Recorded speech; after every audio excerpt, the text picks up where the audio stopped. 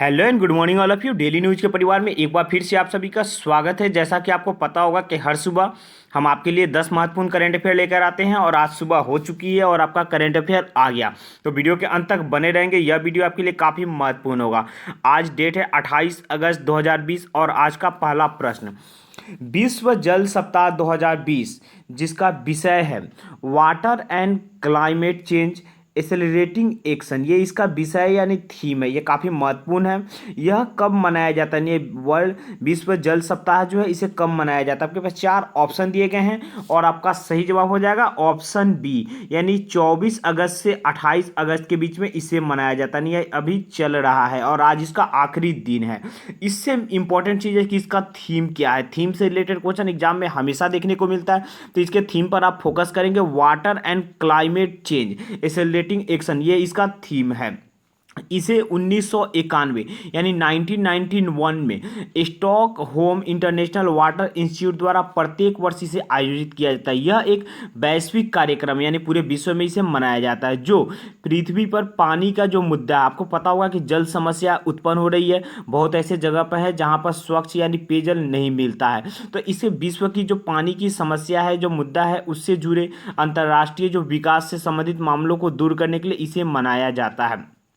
इस वर्ष यानी 2020 इसे वर्चुअल फॉर्मेट में मनाया जाएगा। आपको पता होगा कि वर्चुअल फॉर्मेट में क्यों मनाया जाएगा।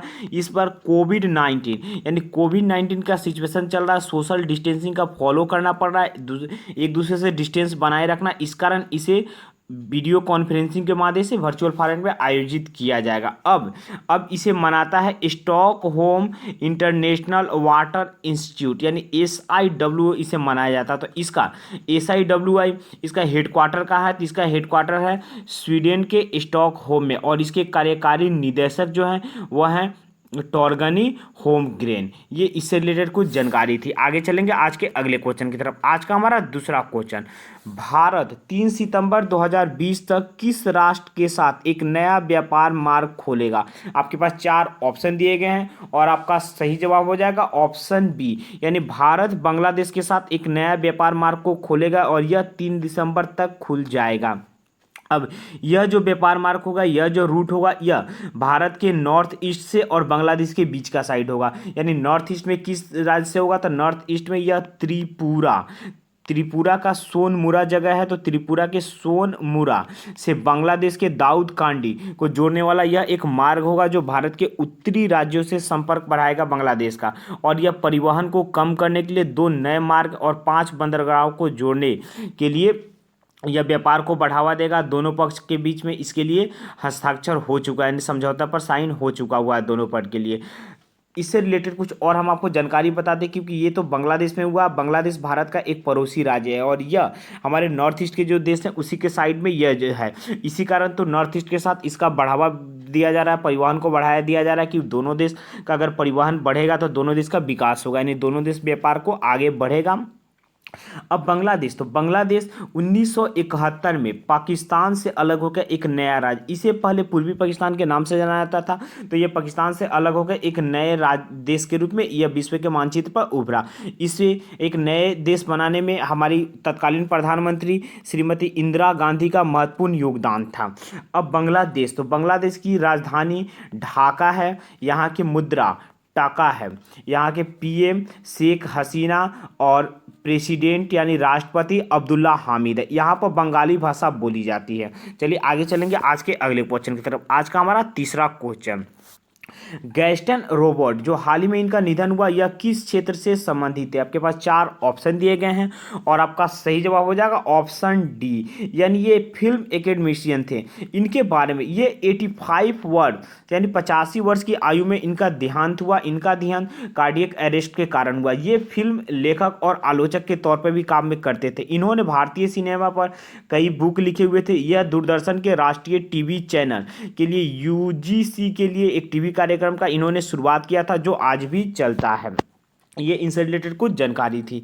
चलिए आगे चलेंगे आज के अगले क्वेश्चन की तरफ। आज का हमारा चौथा क्वेश्चन, नीति आयोग के एक्सपोर्ट की तैयारी इंडेक्स 2020 यानी NITI Aayog export preparedness index 2020 में किस राज्य ने टॉप किया हुआ? आपके पास 4 ऑप्शन दिए गए हैं और आपका सही जवाब हो जाएगा ऑप्शन ए, यानी गुजरात ने टॉप किया हुआ है। गुजरात प्रथम स्थान प्राप्त किया हुआ है। प्रथम 3 स्थान, एक है गुजरात का, दूसरा मुंबई का और तीसरा तमिलनाडु का। ये प्रथम 3 स्थान पर ये 3 राज्य शामिल हैं।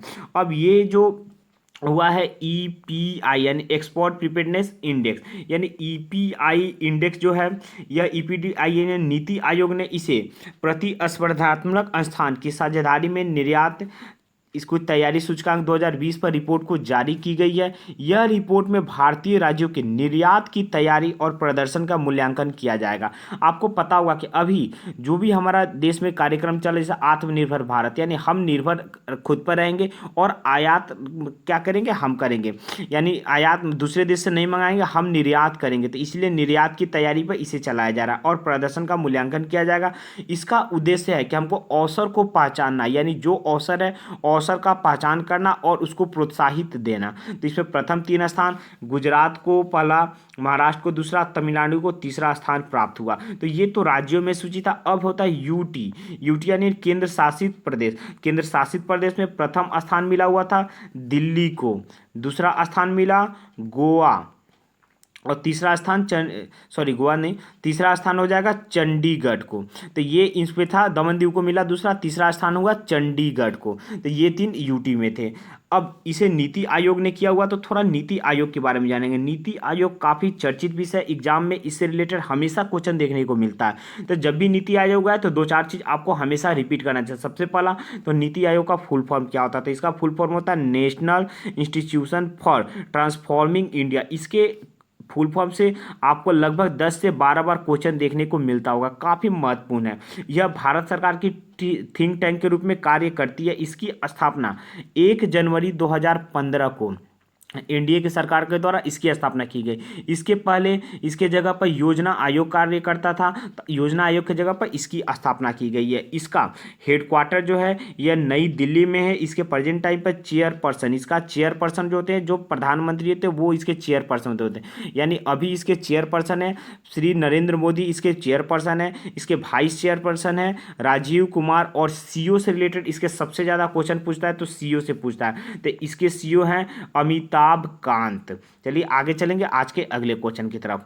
दोस्तों हमारा प्रयास यही रहता है कि जब भी कोई टॉपिक ऐसा आए जिसमें आपको रिवीजन करने की ज़रूरत हो और एग्जाम के दृष्टिकोण से महत्वपूर्ण होता तो उसका एक बार रिवीजन करा दिया जाता, कि हो सकता है आपको मौका न मिलता होगा, लेकिन 10 से 12 मिनट के एक वीडियो में आपको हर चीज़ मिल जाए, ये आपके लिए काफ़ी अच्छा रहेगा। रिलायंस समूह के अध्यक्ष के रूप में किसे नियुक्त किया गया है? ग्रुप प्रेसिडेंस ऑफ रिलायंस किसे नियुक्त किया गया? 4 ऑप्शन दिए गए हैं और आपका सही जवाब हो जाएगा ऑप्शन बी, यानी संजीव सिंह को नियुक्त किया गया है ग्रुप प्रेसिडेंट ऑफ रिलायंस के बारे में। यह पहले आईओसी का फुल फॉर्म होता है इंडियन ऑयल कॉर्पोरेशन के पहले चेयरपर्सन थे। यह 3 वर्ष तक आईओसी के चेयरपर्सन के रूप में थे। ये 30 जून 2020 को रिटायर हुए। अब ये रिलायंस के IL2 केमिकल बिजनेस लीडरशिप के टीम में शामिल हुए हैं। इन्होंने IIT रुड़की से या केमिकल इंजीनियर पास किए हुए थे, यानी इन्हें केमिकल इंजीनियर हैं IIT रुड़की से। अब रिलायंस इंडिया यानी RIL रिलायंस इंडिया लिमिटेड, इसकी स्थापना 8 मई 1973 को इसकी स्थापना हुई थी। इसकी स्थापना धीरू भाई अंबानी के द्वारा किया गया था। महाराष्ट्र में इसकी स्थापना की गई थी। प्रेजेंट टाइम पे इसके CEO हैं मुकेश अंबानी और इसके ऑनर भी मुकेश अंबानी है। मुकेश अंबानी 2002 से इसके चेयरमैन हैं। चलिए आगे चलेंगे आज के अगले क्वेश्चन की तरफ। आज का हमारा छठा क्वेश्चन, 26 अगस्त 2020 को केविन मेयर ने किस कंपनी के CEO के पद से इस्तीफा दे दिया? आपके पास 4 ऑप्शन दिए गए हैं और आपका सही जवाब हो जाएगा ऑप्शन ए, टिकटॉक के पद से इन्होंने इस्तीफा दिया। ये 3 महीना पहले ही इस कंपनी के यानी टिकटॉक में ये 3 महीना पहले ही CEO के पद पर आए हुए थे और 3 महीना में ही इन्होंने इस्तीफा दे दिया। ये टिकटॉक से पहले यह डिज्नी स्ट्रीमिंग की जो कंपनी है उसके प्रमुख थे। इन्होंने डिज्नी प्लस जो शुरू हुआ था ये इनकी ही देन थी। तो इन्होंने पहले डिज्नी को छोड़ा, अब टिकटॉक में गए, अब टिकटॉक से भी इन्होंने इस्तीफा दे दिया। टिकटॉक बाइट डांस की एक कंपनी है ये टिकटॉक में सीईओ के साथ साथ चीफ सीओओ यानी चीफ ऑपरेटिंग ऑफिसर के भी पद पे थे। टिकटॉक की स्थापना 2016 में हुई थी। इसकी स्थापना, यह एंड्रॉयड और आईओएस दोनों पर कार्य करने वाला यह ऐप्स था। यह 40 भाषाओं में यह ऐप्स प्रसारित होता था। 15 सेकेंड का आपको पता होगा कि एक वीडियो आता था, वीडियो रहता था, उसमें लोग अपना एक्टिंग करते थे, डांस करते थे, गाना करते थे, वो ये एक वीडियो थी। ये आपको सबको पता होगा। अब इसे इंडिया में बैन कर दिया गया, इंडिया के साथ साथ यूएस में, यानी बहुत सारे बैन किया गया। यह एक चाइनीज ऐप थी और इसके साथ साथ इंडिया में बहुत सारे ऐप को यानी 55 ऐप को बैन किया गया था टिकटॉक के साथ, जिसमें टिकटॉक था, एमएक्स प्ले टिकटॉक था, शेयर इट था, फिर जेंडर था, या बहुत सारे ब्यूटी प्लस थे, यानी बहुत बड़े बड़े ऐप्स थे, सबको बैन किया गया है। भारत सरकार ने इसे बैन किया हुआ था। तो भारत सरकार क्यों बैन किया था? राष्ट्रीय सुरक्षा को ध्यान में रखते हुए इसे बैन किया गया था। चलिए आगे चलेंगे आज के 7वें क्वेश्चन के। किस राज्य सरकार द्वारा पहली समुद्री एम्बुलेंस सेवा की शुरुआत की गई है? 4 ऑप्शन दिए गए हैं और आपका सही जवाब हो जाएगा ऑप्शन बी, यानी केरला के द्वारा इसकी शुरुआत की गई है। यह समुद्री एम्बुलेंस जो है यह प्राथमिक चिकित्सा को प्रदान करेगा और बचाव के कार्य में मदद करेगा, इसके लिए इसकी शुरुआत की गई है। आपको पता होगा केरला में मछली पालन होता है, यानी मछली पकड़ने का कार्य होता है। तो मछली पकड़ने के दौरान दुर्घटना में जो मछुआरे होते हैं उनकी मौत हो जाती थी, दुर्घटना हो जाती थी। और जो अगर समुद्र में किसी की दुर्घटना हो रही थी, वहाँ से हॉस्पिटल जाते थे, काफ़ी समय लगता था और उनको अपना जान गंवाना पड़ता था। इसके लिए केरल सरकार ने इनके बचाव के लिए इसकी शुरुआत की गई है। यानी यह समुद्री एम्बुलेंस सेवा होगी, यानी समुद्र में ही यह एम्बुलेंस की सेवा होगा। यह एम्बुलेंस एक बार में 5 व्यक्तियों को ट्रीटमेंट कर सकता है, यानी काफ़ी अच्छा कदम है। इसे मछुआरे में अगर कुछ प्रॉब्लम होती है तो उन्हें तुरंत उनका इलाज मिल जाएगा। अब यह केरला सरकार के द्वारा की गई। तो केरला की राजधानी तिरुवनंतपुरम है। केरला के सीएम पिनरई विजयम है। यहाँ के गवर्नर आरिफ मोहम्मद खान है। केरला में विधानसभा की 141 सीटें हैं, राज्यसभा की 9 सीटें हैं और लोकसभा की 20 सीटें हैं और यह भारत का सबसे साक्षर राज्य है। चलिए आगे चलेंगे आज के अगले क्वेश्चन की तरफ। आज का अगला question, CSC e governance services India limited ने नागरिकों के उमंग ऐप उपलब्ध कराने के लिए किसके साथ समझौता किया है? आपके पास 4 ऑप्शन दिए गए हैं और आपका सही जवाब हो जाएगा ऑप्शन सी, यानी NEGD के साथ समझौता किया हुआ था। अब आपको ये नहीं समझ में आ रहा होगा कि NEGD क्या होता है। चलिए हम बताते हैं NEGD का मतलब। NEGD का मतलब होता है national e governance division. National e governance division NEGD का फुल फॉर्म होता है और ये CSC के साथ समझौता किया हुआ है। तो CSC का मतलब था कॉमन सर्विस सेंटर। इसके बारे में थोड़ा देखते हैं। इलेक्ट्रॉनिक और IT मंत्रालय के अंतर्गत आता है NEGD, यानी इलेक्ट्रॉनिक और IT मंत्रालय। इलेक्ट्रॉनिक और IT मंत्रालय के NEGD ने CSC e governance service India limited के साथ साझेदारी को किया हुआ है और ये साझेदारी करने का उद्देश्य है कि 3.75 लाख CSC नेटवर्क के माध्यम से नागरिकों को उमंग जो सेवा है उसको वितरण करने में सक्षम बनाया जाएगा, यानी नागरिकों को उमंग सेवा का सहायता देने के लिए ये किया गया है। चलिए आगे चलेंगे आज के अगले क्वेश्चन की तरफ। आज का हमारा 9वां क्वेश्चन होगा, काफ़ी महत्वपूर्ण क्वेश्चन होगा। अश्विनी भाटिया के स्थान पर किसे SBI म्यूचुअल फंड के प्रबंध निदेशक और मुख्य कार्यकारी अध्यक्ष के रूप में नियुक्त किया गया है? यानी SBI म्यूचुअल फंड के MD और CEO के रूप में किसे नियुक्त किया गया है? 4 ऑप्शन दिए गए हैं और आपका सही जवाब हो जाएगा ऑप्शन ए, यानी विनय टोन्स को नियुक्त किया गया। अब विनय टोन्स किसका का स्थान लेंगे? तो यह अश्विनी भाटिया का स्थान लेंगे। और आपको पता होगा कि अश्विनी भाटिया जो कुछ ही दिन पहले SBI के चौथे MD के रूप में इन्होंने अपना शपथ ग्रहण लिया, यानी ये SBI के चौथे MD बने। SBI के पहले 3 MD थे, इन्होंने SBI का चौथा MD बना। इसके पहले ये डिप्टी MD थे और SBI म्यूचुअल फंड के MD और CEO के रूप में ये कार्य किए हुए थे अश्विनी भाटिया के जगह पर। तो ये अब चौथे MD अश्विनी भाटिया बन गए और विनय टोन्स SBI म्यूचुअल फंड के MD और CEO बन गए। यह 1988 में, काफ़ी अच्छा बात है कि 1988 में ये PO के रूप में ज्वाइन किए हुए थे SBI में। देखिए ये PO के रूप में ज्वाइन किया था। आज यह SBI के म्यूचुअल फंड में एमडी और सीईओ बन गए, यानी कितना अच्छा। इनका 32 वर्ष का कार्यकाल था। 32 वर्ष के कार्यकाल में एसबीआई में इन्होंने बहुत पहलुओं पर कार्य किया, हर एक डिपार्टमेंट पे कार्य किए, और आज ये एसबीआई म्यूचुअल फंड के एमडी और सीईओ बन गए। अब एसबीआई म्यूचुअल फंड की स्थापना हुई थी जून 1987 में, और इसका हेडक्वार्टर जो है मुंबई में है। एमडी और सीईओ तो यही बन गया है, विनय टोन्स। चलिए आगे चलेंगे आज के 10वें क्वेश्चन की तरफ। आज का हमारा 10वां क्वेश्चन काफी महत्वपूर्ण होगा। 200 बिलियन डॉलर की कमाई करने वाला पहला व्यक्ति कौन बन गया है? दोस्तों 200 बिलियन डॉलर सुनकर ही काफ़ी ज़्यादा लग रहा होगा, लेकिन यह मुमकिन हो चुका हुआ है। इसके पहले व्यक्ति बन गया, धरती पर पहला ऐसा व्यक्ति है जिसके पास 200 बिलियन डॉलर का स्वामित्व हुआ है, और उसका नाम बताना। आपके पास 4 ऑप्शन दिए गए हैं और आपका सही जवाब हो जाएगा ऑप्शन बी। बिल्कुल सही समझ रहे हैं। जैसे बेजोस जो है ये बन गए हैं अमेजन के जो मालिक है जेफ बेजोस, ये 200 बिलियन डॉलर की कमाई करने वाले हैं। आपको पता होगा कि ये दुनिया का पहला व्यक्ति बन गया, आज तक ऐसा नहीं हुआ था।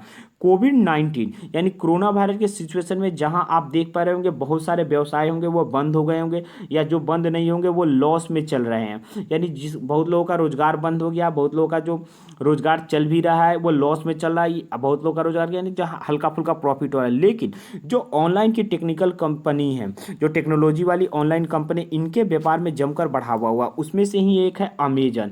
अमेजन का व्यापार में बहुत सारा बढ़ा हुआ, जिसके कारण बेजोस जो पहले से ही दुनिया के सबसे अमीर व्यक्ति थे, अब इनकी संपत्ति जो हो गई है और बढ़ गई है, और ये दुनिया के सबसे अमीर, यानी ये सबसे ज़्यादा होगा 200 करोड़ बिलियन डॉलर से ज़्यादा इनकी संपत्ति हो गई।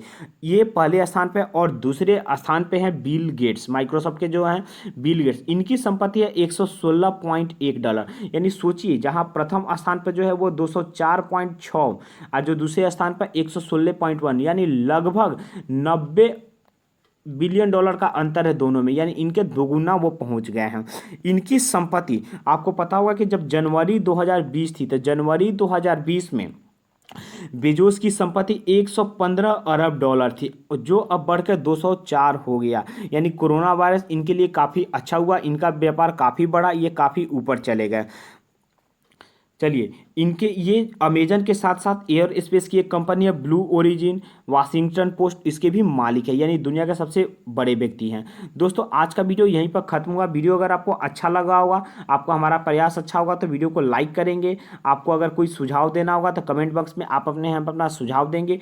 आप फेसबुक पर, इंस्टाग्राम पर आप हमसे जुड़ सकते हैं। फेसबुक पर, इंस्टाग्राम पर करेंट अफेयर के साथ साथ पुराना जो क्वेश्चन होता है वो भी आपको मिलता है, तो आप वहां से भी क्वेश्चन जुड़ सकते हैं। पीडीएफ लेने के लिए आप हमारे टेलीग्राम ग्रुप से जुड़ेंगे। टेलीग्राम ग्रुप का लिंक वीडियो के डिस्क्रिप्शन में दिया हुआ है। चैनल पर नए होंगे तो चैनल को सब्सक्राइब कर लेंगे, यह चैनल आपके लिए काफ़ी मदद करेगा।